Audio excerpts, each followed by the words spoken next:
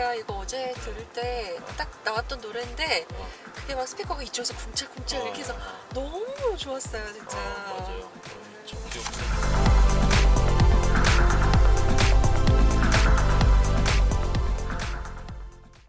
네, 안녕하세요. 더드라이브 조창현입니다. 오늘 저와 함께 시승할 차는 렉서스의 플래그십 세단이죠. LS500H인데요. 이 차를 오늘 저와 함께 시승을 할 분을 한 분 좀 모셨습니다. 한 팀장님 잠깐. 네, 안녕하세요. 네, 안녕하세요. 오랜만이에요. 네, 반갑습니다. 우리 한 팀장님이 지난번에 BMW 530i를 같이 시승을 하고 그 영상을 이렇게 소개를 했는데요. 그 이후에 반응이 폭발적이고 아주 재미있다고 반응들이 좋아서 오늘 한 번 더 모셨습니다. 잘 지내셨죠? 네, 잘 지냈습니다. 이 차를 어제 잠깐 타보셨죠? 네, RS500H를 시승을 하게 돼서 굉장히 설레는데요. 저랑 함께 일단 차를 같이 보시죠. 자, 전면 디자인을 한번 살펴보시면 이전에 LS 같은 경우에는 굉장히 차분하고 점잖은 신사 같은 이미지였다면 이번 5세대는 이제 스핀레 그릴이라고 불리우는 이 그릴 디자인부터 뭔가 되게 위압적이고 또 한편으로 강한 역동성이 좀 느껴지는 것 같아요. 그래서 여전히 이제 호불호가 좀 갈릴 디자인이긴 하지만 저는 이제 눈에 익어서 그런지 이전보다는 좀 자리가 잡힌 느낌이고요. 무엇보다 요걸 이렇게 만져보시면 이런 엣지라고 하죠. 모서리가 굉장히 정교하게 이 마무리가 되어 있습니다. 그래서 조립 품질이 되게 뛰어나기로 명성이 자자한 렉서스이기 때문에 가능한 그런 디자인이 아닐까 생각이 됩니다. 이게 지금 약간 이렇게 보면 이렇게 모래시계처럼 네네. 이렇게 해서 이 시선을 이렇게 가로로 쳤을 때 여기에 집중할 수 있게, 사실 엠브럼이 조금 이제 중앙에 있으면 뭐 이런 것 때문에 좀 걸리지만 시선을 집중할 수 있는 이런 디자인이라고 설명을 하더라고요. 렉서스에서는 그렇게 네. 설명을 하고 일부에서는 약간 다스베이더 닮았다 뭐 네. 이런 얘기 하는데 저는 처음에 이 디자인을 봤을 때 너무 과격하다 사실 그렇게 생각을 했는데 이게 보면 볼수록 시간이 약간 지나니까 좀 더 현대적이고 이제 눈에 좀 들어온다, 익숙해졌다. 그래서 그냥 나쁘지 않다. 네네. 이게 최근의 생각이에요. 네, 맞습니다. 이제는 이제 렉서스의 시그니처 디자인으로 아이덴티티로 좀 자리를 잡은 것 같죠? 그리고 이게 당장 좀 어색할지 몰라도 만약에 이 차를 우리가 뭐 5년, 10년 이렇게 타면 5년, 10년 뒤에는 뭐 이 정도의 디자인이면 뭐 그냥 과하지 않다. 그럴 수 있을 것 같아요. 미래에는. 그럴 수 있을 것 같아요. 네. 라이트는 어때요? 헤드램프는 어떻게 보셨어요? 헤드램프가 작다고 이제 말씀을 해주셨었는데 차체 체급에 비해서는 좀 작은 느낌이 없진 않지만 저는 오히려 날렵하고 굉장히 날카롭게 선들을 이렇게 빼서 범퍼가 좀 더 풍부하게 보이는 그런 효과를 준 것 같아요. 예, 그리고 이제 LED 헤드램프가 장착되어 있는데 렉서스에서는 아주 일찍부터 헤드램프에 LED를 적용을 했고 또 이제 이게 일반화되면서 사실 최근에 나오는 모든 거의 대부분의 차들의 헤드램프가 점점 작아지는 추세인 것 같아요. 그리고 이제 국산 중중형 차만 해도 LED 헤드램프가 이제는 기본으로 다 장착이 되어 있죠. 이 LED 램프가 이 차에 비해서 그렇게 크지 않아요, 그죠? 그게 크지 않은데 굳이 클 필요가 없다. 왜냐면 옛날 램프 뭐 제논 램프나 뭐 이런 램프처럼 어느 정도 사이즈가 있어야지 앞을 환하게 비추는데 이 LED 램프는 작더라도 고성능이니까 맞습니다. 흔하니까 뭐 굳이 크지 않다. 그래서 이 디자이너들이 LED 램프가 나온 이후에 이 헤드램프 디자인에 대해서 해방됐다고 그러더라고요. 굉장히 이제 제약 하고 없이 싶은 대로, 네. 작게 크게 뭐 하고 싶은 대로 만들 수 있게 해준 게 이 LED다. 아하. 네, 그래서 저도 처음에 봤을 때 이게 조금 작지 않나, 그죠? 느낌이 좀 작지 않나 이렇게 봤는데 뭐 이 정도면 그냥 잘 어울리는 것 같고 이 눈썹 모양이 이렇게 좀 날카롭죠. 광선검으로 이렇게 조각한데 그죠? 이렇게 굉장히 날카로워서 아주 멋지게 디자인이 잘 된 것 같아요. 맞습니다. 이 앞에가 하나 둘 셋 쫙 이렇게 그죠? 네. 아주 멋지게 잘 된 것 같아요. 옆모습을 한번 좀 볼까요? 네. 사실 길이가 5m에 이른다고 해요. 근데 그렇게 보이지 않고 굉장히 차체가 낮아서 그런지 안정감 있고 좀 와이드해 보이는 느낌이 들고요. 그리고 여기 이렇게 쿠페형으로 빼서 나름 날렵하고 스포티한 느낌도 보이고요. 저는 무엇보다 여기 보시면 쿼터 글라스가 이제 뒷좌석에 채용이 되어 있는 게 좀 특이하게 보였습니다. 보통은 이제 선이 굵은 독일 차들의 경우에는 이렇게 측면이나 뭐 후면이나에 이렇게 크게 디테일한 선들을 많이 안 주는데, 사실 일본 차들은 차체 전체에 뭐 비례 아니면 세부적인 아주 디테일들을 많이 신경 쓰는 그런 브랜드들이잖아요. 근데 이제 뒤쪽으로 와보시면, 자, 후면 디자인을 보시면 저는 조금 평범한 느낌이 들었어요. 전면에 비해서. 네, 그래서 전면에 그런 어떤 과감한 디자인과 좀 맥을 같이 하는 후면 디자인이었으면 좋았겠다라는 생각이 들더라고요. 네.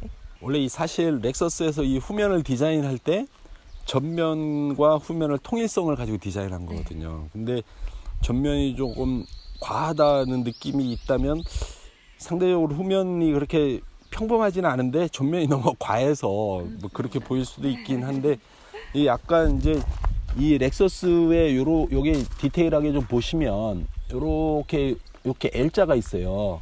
요렇게 이 차가 렉서스다라는 것을 이 디자인에 집어넣은 거죠. 이렇게 집어넣고, 그래서 이렇게 수직으로 이렇게 디자인하고 수평으로 해서 좀 이렇게 안정감을 주는. 그리고 이렇게 여기 이렇게 세모가 됐죠. 여기도 이렇게 세모가 됐고, 그래서 이렇게 만나면 여기 꼭지점에서 만나는 이 엠블럼 위에 이렇게 해서 만나서 이렇게 좀 밑으로 안정감을 주는 그런 디자인이죠. 원래 디자인의 컨셉이. 그리고 뭐 LS500H에 AWD 상시 사륜 엠블럼이 들어가 있죠.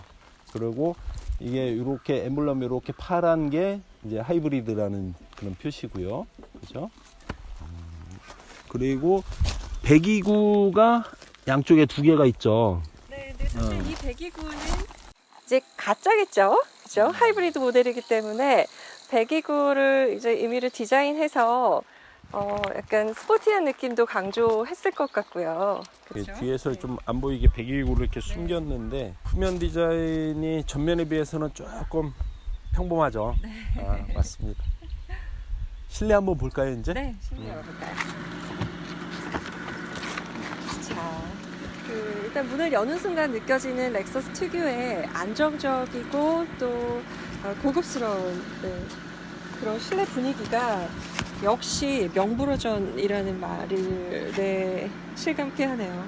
이 렉서스 LS를 만들면서 렉서스 디자이너들과 엔지니어들이 굉장히 큰 고민을 했어요. 그 고민을 한 게 뭐냐, 렉서스가 이전 LS가 너무 재미없다, 밋밋하다, 안락함만 추구한다. 그래서 이게 운전하는데 재미가 없다, 타는데 재미가 없다, 이런 지적이 조금씩 있었어요.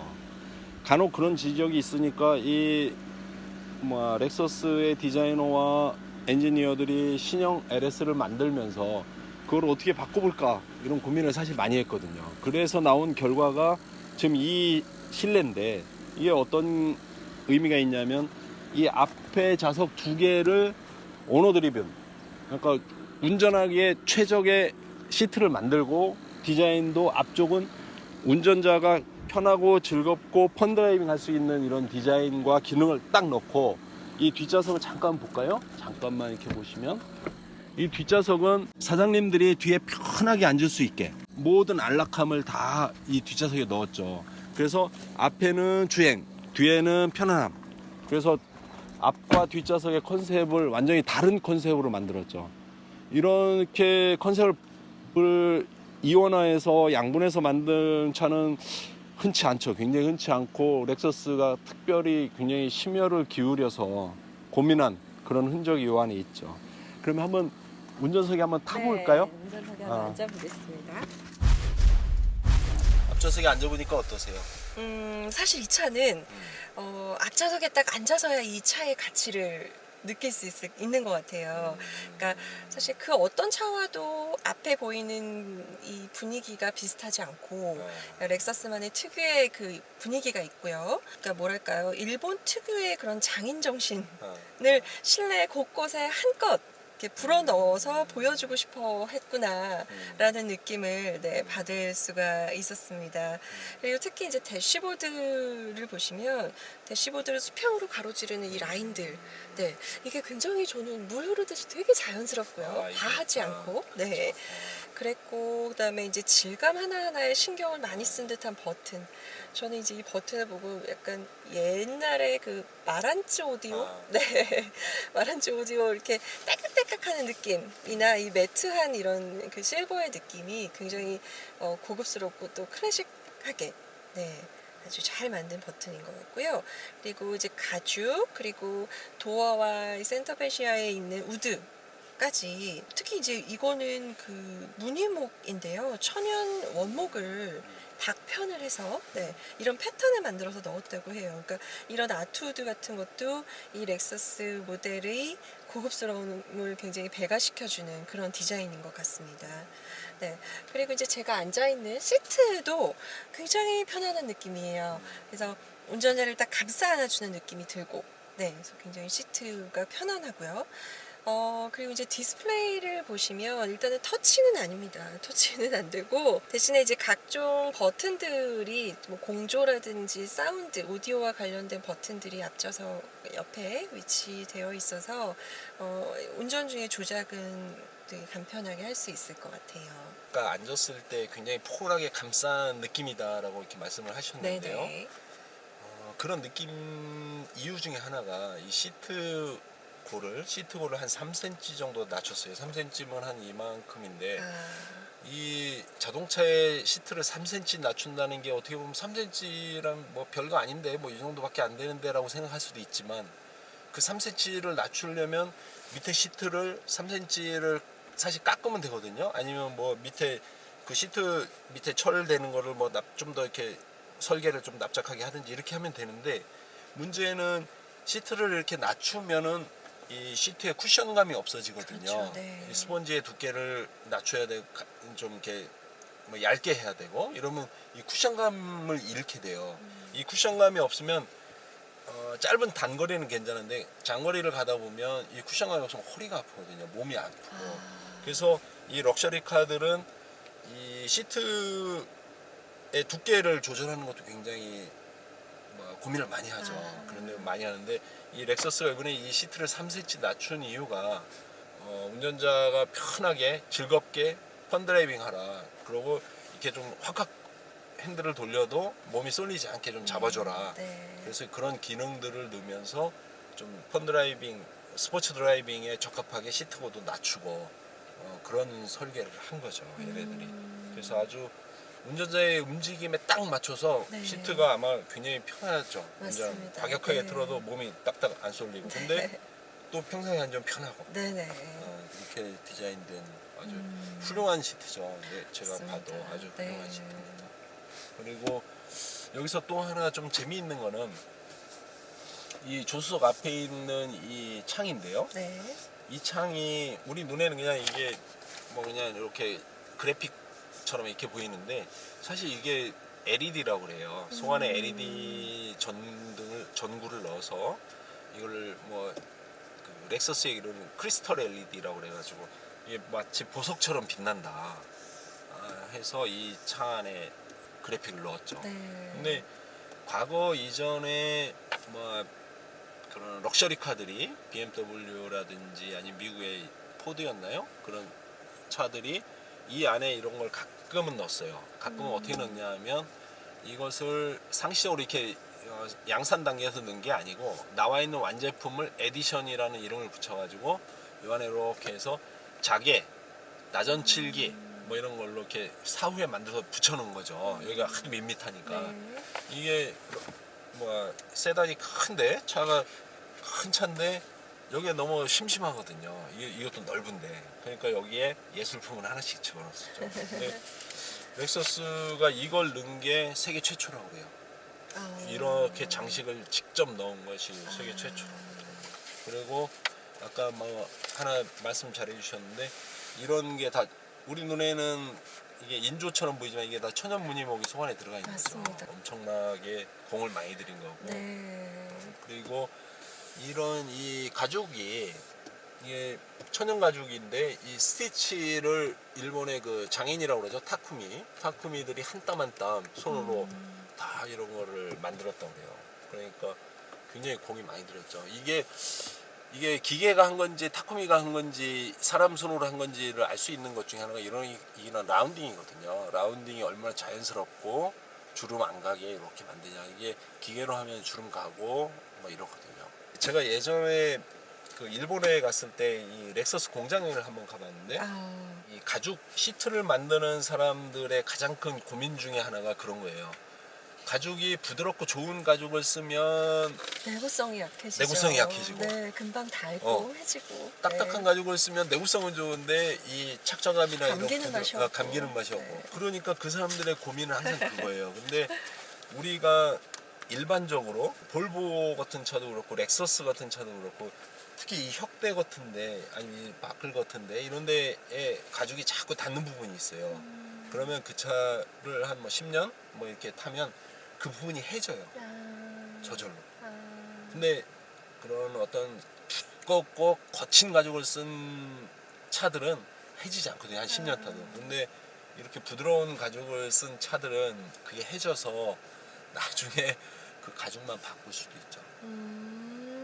그래서 그 렉서스 그 장인이 하는 말이 자기들은 그런 가죽을 고를 때도 얼마나 부드러운 거를 써야 되는지 얼마나 나 마찰을 일으키는데 마찰에 견딜 것인지 이런 걸 고민한다고 해요. 그래서 이게 만지면 좋은데 너무 부드럽고 좋다 이것도 좋은데 네. 너무 한없이 부드러우면 내구성이 약하고 맞습니다. 엄청난 네. 딜레마죠. 사실 이 실내만 설명할래도 뭐 끝도 없죠. 이 실내가. 네, 그러니까 렉서스 특유의 브랜드 감성이 잘 녹아든 특히 이제 프리미엄 럭셔리 세단인 모델이니까 실내 인테리어 굉장히 많이 신경을 쓴 느낌이고요. 곳곳에 이런 디자인 요소들이 되게 눈을 즐겁게 해주는 그런 요소들인 것 같습니다. 제가 이 차를 딱 타면서 느꼈던 게 차 문을 딱 여는 순간 이 전체 시트가 한 4초 만에 한 3cm 정도가 쓱 올라가더라고요. 그러니까 이제 승차와 하차 시에 굉장히 특히 이제 저처럼 치마 입은 여자 운전자들은 타고 내릴 때 사실 구부정해지거나 이렇게 내리기 힘들거든요. 근데 이제 그런 기능이 있어서 여자 운전자들도 환영할 만한 기능인 것 같아요. 그걸 이제 오토 리프트업 기능이라고 얘기를 하더라고요. 맞아요. 네. 이게 스포츠카나 이런 것들은 시트가 워낙 푹 꺼져가지고 네. 사실 타고 내릴 때 굉장히 불편하죠. 네. 또 스커트 입은 여성분들이 타고 내릴 땐 특히 힘들죠. 막 불편하고 누가 잡아줘야 돼. 뭐 이걸 잡고 내리든지 그래야 되는데 이 기능이 이게 렉서스에서도 굉장히 세심하게 배려하는 부분이 여기서 나타나죠. 맞습니다. 이 계기판이 원서클 미터죠. 네. 굉장히 독특하죠. 네네. 이게 스포츠카에서 흔히 볼 수 어, 있는 그런 보통, 계기판이죠. 그죠? 네. 스포츠카에서 스포츠카도 큰 게 하나 있고 양옆에 작은 것들이 맞습니다. 뭐 이렇게 배치하든지 네. 이런 아니면 큰 거 하나에 옆에 작은 거라도 하나 배치하든지 이런 네. 식인데 이건 큰 거 하나 딱 네. 넣죠. 네, 아마 이제 운전의 집중도를 높이기 위해서 이렇게 만든 것으로 보이는데, 근데 이제 하나의 계기판 안에 너무 많은 주행 정보들이 들어가 있다 보니까 사실은 좀 답답하고 좁은 느낌이 들었어요, 저는. 근데 이제 이게 제가 처음에 딱 운전석에 올랐을 때 이제 놀란 게 전방에 보여야 될 헤드업 디스플레이가 보이지를 않더라고요. 이게 이제 이 차량이 처음에 나올 때 24인치의 아주 큰 대형 헤드업 디스플레이가 원래는 장착이 되어 있는데 그게 아마도 국내 법규상 우리나라 판매분에는 적용이 안 된 것 같아요. 그래서 현재는 이제 그 HUD가 빠진 모델이 판매가 되고 있는데 HUD가 있었더라면은 약간 뭐 내비게이션이라든가의 주행 정보들은 HUD에서 표현을 해주고 계기판과 조금 더 정보를 분산해서 조금 더 시원하게 볼 수 있지 않았을까라는 생각이 들더라고요. 네.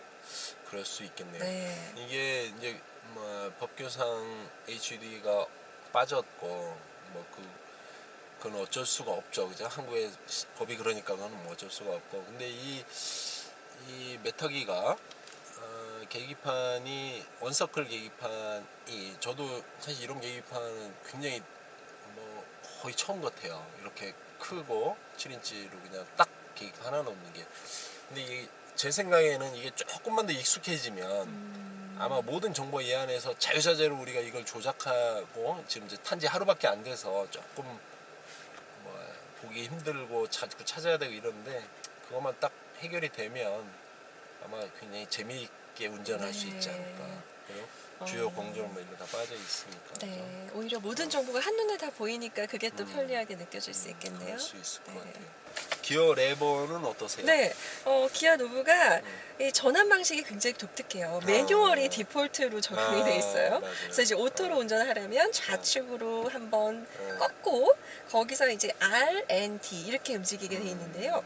일단은 그립감이 굉장히 좋아요. 보시면은 이렇게 약간의 쿠션이 들어가 있어서 그러네요. 네, 굉장히 부드럽고 또 고급스러운 느낌이 들고요. 이제 밑에 있는 이 터치 패널이라고 하죠. 터치패드도 처음엔 좀 조작이 어려웠어요. 근데 일단은 클릭하거나 아니면 이제 이렇게 어떤 메뉴를 딱 지정해서 눌렀을 때 이 찾아가는 게 약간 햅틱 기능이 들어 있어서 그 근처에만 가면 그 메뉴로 이렇게 알아서 이끌어주는. 네, 그래서 조금만 익숙해지면 이것도 역시 굉장히 편리한 기능일 것 같아요. 메뉴 바를 누르면 이 앞에 뭐 내비, 라디오, 미디어 뭐 이런 것들이 이 앞에 다 있죠. 맞습니다. 그래서 기본 정보들이 다 네, 있고. 예를 들면 뭐 그래서 온도 조절을 할 수 있고요. 뭐 앞좌석, 뭐 뒷좌석, 그래서 온도 조절이 한 번에 다 가능하고요. 네, 이렇게 조금씩 움직이면 얘가 알아서 그 자리에 탁 요거 커서를 갖다 주는 느낌? 네. 그렇죠. 그래서 크게 어렵진 않을 것 같아요. 네. 근데 조금 아쉬운 게 사실 이제 독일 대형차들도 다 그 독자적인 커맨드를 다 포기하고 다 이제 터치 스크린으로 가고 있는 추세잖아요. 저도 이제 처음에 타자마자 이렇게 먼저 습관적으로 눌러보게 되는데 터치가 적용되지 않은 건 조금 아쉬운 것 같아요. 이 우리가 워낙 핸드폰이라든지 뭐 탭이라든지 이런 게 다 터치 워낙 익숙해 있으니까 네. 그죠? 네. 참 우리 이 얘기도 한번 짚고 넘어가야겠네요. 여기에 보면 네. 계기판 양쪽으로 이렇게 뿔처럼 맞아요. 그죠? 네. 작은 뿔처럼 이렇게 양옆으로 이렇게 튀어나왔죠. 네.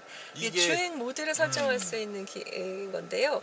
처음엔 조금 어색했어요. 근데 오히려 이게 눈에 바로 보이니까 또 편해요. 네, 그죠. 네. 이렇게 돌려서 뭐 지금 노멀에서 스포츠 플러스, 뭐 컴포트 에코까지 레버를 이렇게 당기거나 내리면 이제 계기판 디스플레이도 변경이 되고, 이따 주행 시에는 사실 엔진이나 배기음의 사운드도 좀 달라지는 그런 주행 모드가 또 여기 있죠. 그러니까 이게 보통의 기어 노브 옆에 그죠? 네. 그래서 주행하면서 손의 감각으로 맞아요. 화면을 보면서 이렇게 뚝뚝 눌러가지고 하는데 예. 이거는 눈으로 볼 수가 있죠. 네, 이거 네. 돌리면서. 그러니까 이게 굉장히 독특하면서 여기에 달린 건 저도 처음 본 것 같아요. 처음입니다. 네, 양쪽에. 저쪽 양옆에 그쪽 뭐 자세 제어 장치를 끄는 거죠. 네, 맞습니다. 여기 스노우 모드도 있고. 네, 제동 장치를 끄는 아, 모드가 여기 이제 있고요. 네. 그러니까 굉장히 독특하게 아주 만든 것 같아요. 네. 이게 팔걸이 부분입니다. 저는 이렇게 편한 팔걸이 처음 봤어요. 그러니까 그냥 도어에 팔을 얹어 놓을 수 있는 그런 장치를 마련해 놓은 게 아니라 아주 편안한 의자, 1인용 아주 푹신한 의자를 뒷좌석에 갖다 놓은 듯한 느낌이 들어요. 그래서 이게 공간을 여기를 빼서 이렇게 손을 얹어 놓을 수 있고, 또 이렇게 굉장히 길게 팔걸이를 만들어서 팔이 안정적으로 이렇게 놓일 수 있도록 만들어 놓은 것이 아주 마음에 드네요. 네. 이게 이제 이 뒷좌석 시트가 오토만 시트거든요. 네. 오토만 시트가 굉장히 이제 비싸고 비싸죠. 밑에 이제 기능도 뭐 네. 엄청나게 많고 네. 이게 지금 이 뒷좌석이 22방향으로 조정이 되는 그런 뒷좌석이라고 그래요. 그래서 허리, 뭐 다리, 뭐 이런데 다 개별적으로 조정할 수 있는 세트 그런- 포지션이 예, 네. 그렇게 돼 있고 자, 일단은 조수석 앞자리에 폴딩을 하고요.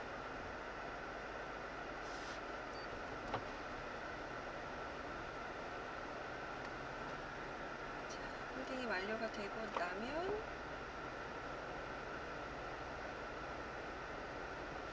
와 여기서 여기까지가 정말 네, 광활하네요. 광활하죠. 한 1m도 훨씬 넘을 것 같은데. 맞습니다. 여기 이제 제 세트가 쭉 눕혀지고 있죠. 네, 굉장히 편안하고요. 여기에 이제 발걸이 오토만을 한번 손을 누르고 있으면 이제 거기까지 올라오는 것 같아요. 그리고 제가 이 모델에서 되게 놀랬던 기능이 바로 이제 앞에도 있지만 뒷좌석의 그 안마 기능인데요.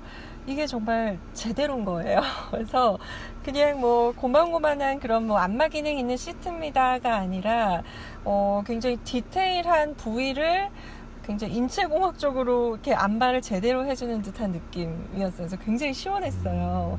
네, 그런 어떤 기능들을 이제 이 터치 패널에서 조절할 수가 있는데, 예를 들면은 뭐 풀 바디 리프레쉬, 스트레치, 뭐 심플, 그리고 뭐 상체, 하체, 어깨, 뭐 굉장히 다양한 기능들의 안마를 여기서 메뉴를 선택할 수 있고요. 레벨도 1단계에서 5단계까지로 조절이 가능해요. 그리고 굉장히 특이한 기능이 이제 스팟 히터라는 기능이 있어요. 그래서 스팟 히터는 특정 부위, 뭐 허리면 허리, 뭐 어깨면 어깨에 약간 열감이 느껴져요. 그래서 우리나라 찜질기로 치면은 온열 기능이 있는 온열 찜질기 같은 느낌이어서 그쪽은 또 약간 따뜻한 바람이 풀어주는 느낌이고 전체적으로는 안마를 아주 시원하게 해주는, 그래서 이 안마 기능은 굉장히 차별화되는 기능 같아요. 그렇지만 레벨 5, 네. 4, 3, 2, 1. 그렇죠. 약하게 그죠? 네네. 점점 세게. 네.